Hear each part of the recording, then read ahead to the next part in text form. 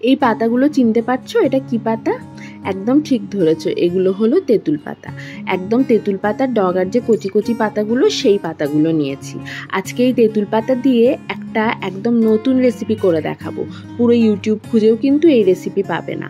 আমার কাকিমা এটা ভীষণভাবে বানায় গরমকালে, আর ঠান্ডা ঠান্ডা এই রেসিপিটা খেতে দুর্দান্ত লাগে।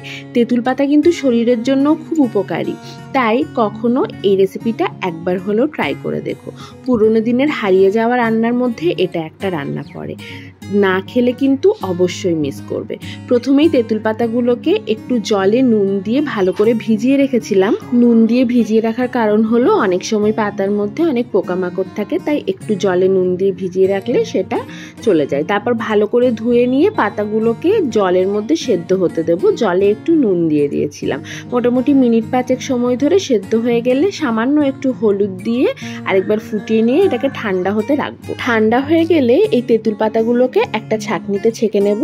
জলটা আমি সরিয়ে রাখলাম, এই জলটা আমার পরে কাজে লাগবে। এখন এই যে তেঁতুল পাতাগুলো, এটাকে আমি একটু চটকে নেব। তার জন্য কড়াইয়ের মধ্যে এই ছাঁকনিটা বসিয়ে আরও 1 থেকে 1.5 গ্লাস জল দিয়ে ভালো করে হাত দিয়ে এই তেঁতুল পাতাগুলোকে এরকমভাবে চটকে নেব। এতে যেটা হবে যে তেঁতুল পাতার যে কাঁচটা সেটা বেরিয়ে যাবে এই জলের সাথে, আর এর যে হালকা টক ভাবটা, সেই টক ভাবটাই আমাদের দরকার। তাই তেঁতুল পাতাগুলোকে অবশ্যই এরকমভাবে চটকে কাঁচটাকে বের করে নিতে হবে।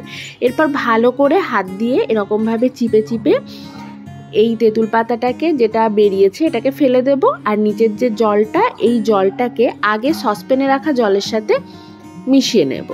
এরপর কড়াই বসিয়ে দিয়েছি গ্যাসে। কড়াই গরম হয়ে গেলে সর্ষের তেল দিয়ে সামান্য একটু কালো সর্ষে ফোড়ন দেব। তারপর যে তেঁতুল পাতার জলটা রেডি করা ছিল সেটা এর মধ্যে ঢেলে দিতে হবে। আর এরপর দিয়ে দিতে হবে সামান্য একটু নুন। মানে এটা যেহেতু টক বানাচ্ছি, তাই নুন আর মিষ্টিটা মোটামুটি ব্যালেন্স করে দিতে হবে। একটু নুন দেওয়ার পর আমি এর মধ্যে 1 কাপ পুরো ভর্তি আর 1/4 কাপের মতো মিষ্টি দিলাম। মিষ্টির জায়গায় চিনি দিতে পারো। তারপর ভালো করে এই জলটাকে ফুটিয়ে নিতে হবে। ভালোভাবে জলটা ফুটে উঠলে একদম শেষে সামান্য একটু বিট লবণ ছড়িয়ে দেবো এর ওপর। আর তারপর এই জলটাকে একদম ঠান্ডা করে নেব। একদম ঠান্ডা করে ফ্রিজে ঢুকিয়ে তারপর একদম ঠান্ডা ঠান্ডা এটাকে গ্লাসের মধ্যে এরকমভাবে সার্ভ করব ভাতের শেষ পাতে। খেতে দুর্দান্ত লাগে এই টকটা। গরমকালে অবশ্যই একবার হলেও ট্রাই করে দেখো। আশা করি ভীষণ ভালো লাগবে। আমার তো ভীষণ ভালো লাগে, তোমাদেরও ভালো লাগবে। আজকে এটুকুই, ফিরে আসবো অন্য কোনো রেসিপি নিয়ে। টাটা।